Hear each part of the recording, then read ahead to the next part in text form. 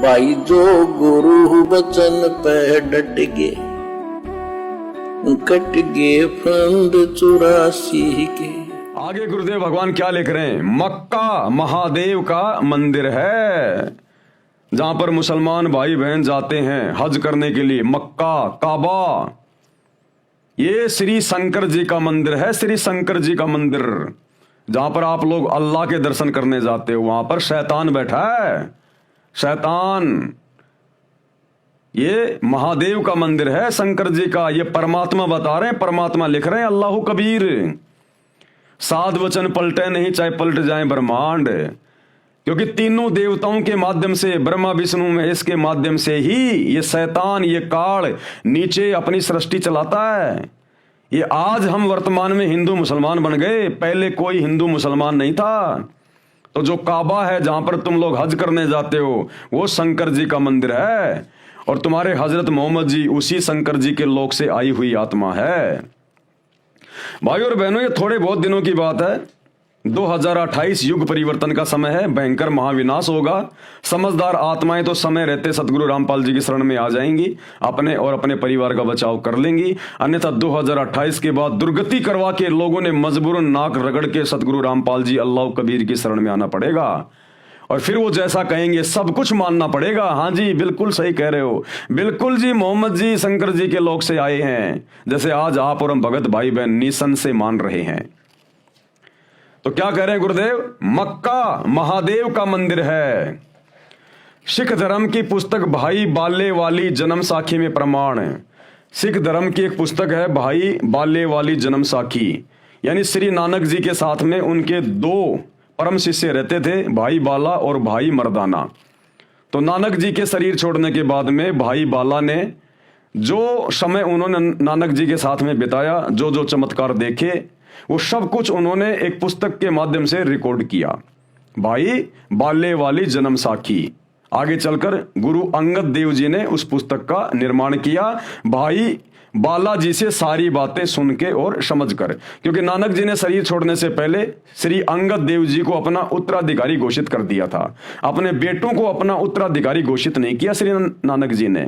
उनके दो बेटे थे, जयचंद और श्रीचंद, लेकिन दोनों निकम्मे थे, इसलिए श्री नानक जी ने अपने बेटों को उत्तराधिकारी नहीं बनाया, बल्कि श्री अंगद देव जी को बनाया। तो नानक जी के शरीर छोड़ने के बाद में सिखों के गुरु बन गए श्री अंगद देव जी। अब अंगद देव जी को जो जो बातें नानक जी के साथ में रहने वाले भाई बाला और मर्दाना ने बताई, वो सारी बातें अंगद देव जी ने आगे चलकर एक पुस्तक के रूप में जो है वो लिख दी। तो क्या कहा जा रहा है? सिख धर्म की पुस्तक भाई बाले वाली जन्म साखी में प्रमाण है, साखी मदीने की चली। हिंदी वाली के पेज नंबर 262 पर श्री नानक जी ने 4 इमामों के प्रश्न का जवाब देते हुए कहा है, आखे नानक शाह सच सुन हो 4 इमाम, मक्का है महादेव का ब्राह्मण सन सुल्तान। इसका क्या अनुवाद किया है सतगुरु रामपाल जी भगवान ने, इस कबीर परमात्मा ने। भावार्थ, सतगुरु नानक देव जी ने 4 इमामों से चर्चा करते हुए कहा कि जिस मक्का शहर में जो काबा यानी मंदिर, उसको मंदिर कहते हैं, काबा यानी मंदिर, जिसको आप अपना पवित्र स्थान मानते हो, वह महादेव यानी शिव जी का मंदिर है। इसमें सब देवी देवताओं की मूर्तियां यानी बुत थी। उसकी स्थापना करने वाला सुल्तान यानी राजा एक ब्राह्मण था। जो ये काबा है, जो मक्का मदीना वाला जो ये काबा है, इसकी स्थापना एक ब्राह्मण राजा ने करवाई थी। ब्राह्मण राजा ने शंकर भगवान का मंदिर बनवाया था। वो बाद में सब मूर्तियां उठा दी गई थी। नबी इब्राहिम व हजरत इस्माइल ने इसका पुनः निर्माण करवाया। आगे चलकर फिर उस काबा का नबी इब्राहिम और हजरत इस्माइल ने इसका दोबारा से निर्माण करवाया, और फिर मुसलमानों ने मान लिया यह तो हमारे अल्लाह का काबा है। जिस प्रकार भाई और बहनों लाल किले का निर्माण द्वापर युग में पांडवों ने करवाया था, पांडवों ने। उसके बाद में मुगल आए, मुगलों ने अपना राज्य स्थापित कर लिया। 800 साल तक भारत पर दिल्ली के लाल किले में रहकर मुगलों ने शासन किया।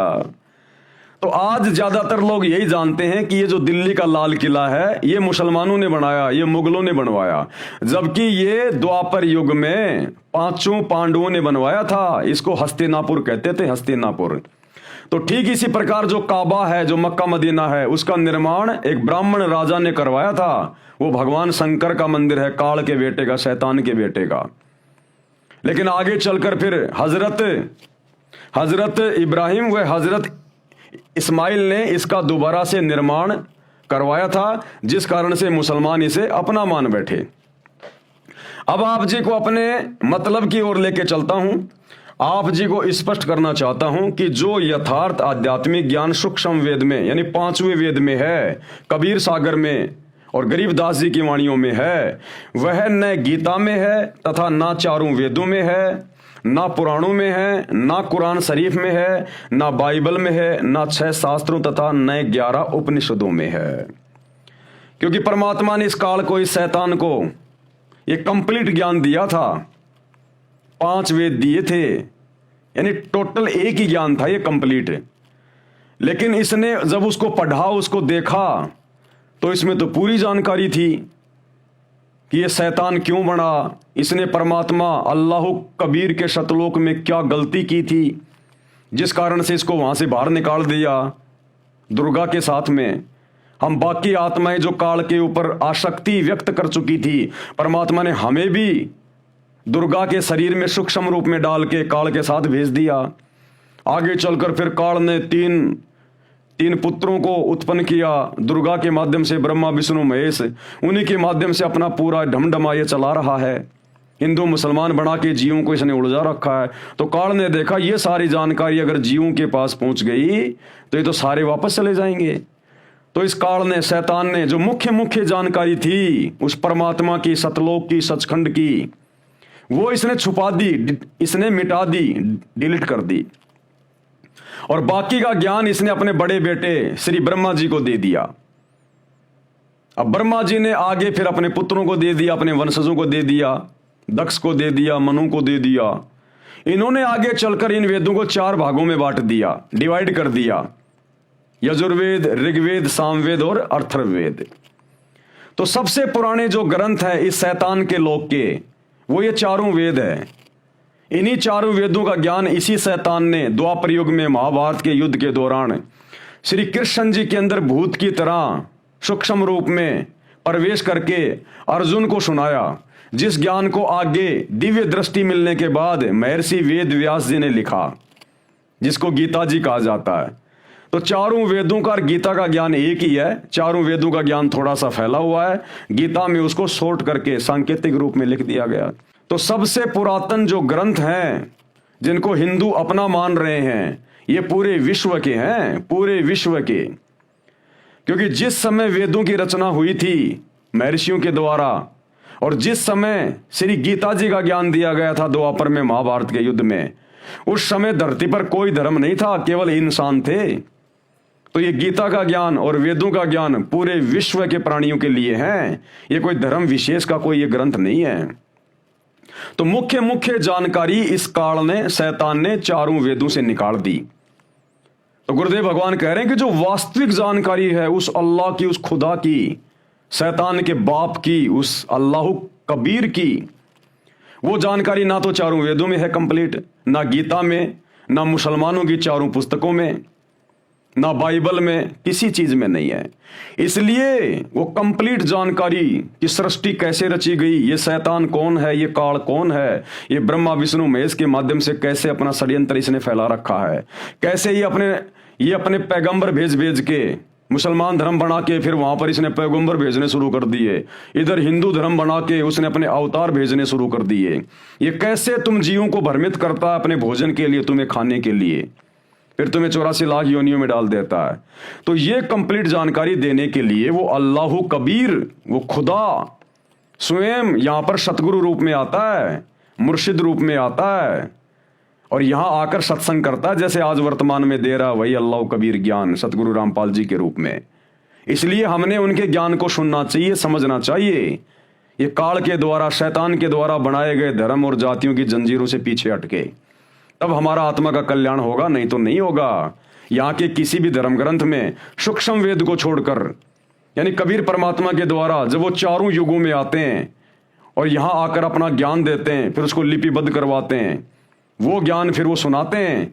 जैसे 650 साल पहले यही कबीर भगवान 650 साल पहले ये बनारस में आए कबीर दास नाम से, और इन्होंने एक अच्छी आत्मा धर्मदास जी के माध्यम से कबीर सागर लिखवाया 1800 पेज का। फिर गरीबदास जी के माध्यम से उसी कबीर परमात्मा ने गरीबदास जी के सामने सतलोक से आकर ये प्रकट हुए गांव छुडानी, जिला झज्जर, हरियाणा में। गरीबदास जी की आत्मा को अपने साथ ऊपर लेकर गए, जो अभी आपको समझाया बताया। फिर गरीबदास जी के माध्यम से जो जो इन्होंने गरीबदास जी को दिखाया, पूरे शैतान के लोगों की व्यवस्था और पूरा ऊपर का वो शतलोक, फिर गरीबदास जी के माध्यम से उनको दिव्य दृष्टि देकर इन्होंने सदग्रंथ साहिब लिखवाया, अमर ग्रंथ लिखवाया, जिसमें 24,000 वाणियां हैं, जिसको आधार बनाकर सतगुरु रामपाल जी हमें ये सतज्ञान समझा रहे हैं। जो गुरु बचन पे डट के कट गए फंद 84 के, कट गए फंद 84 के, कट गए फंद 84 के।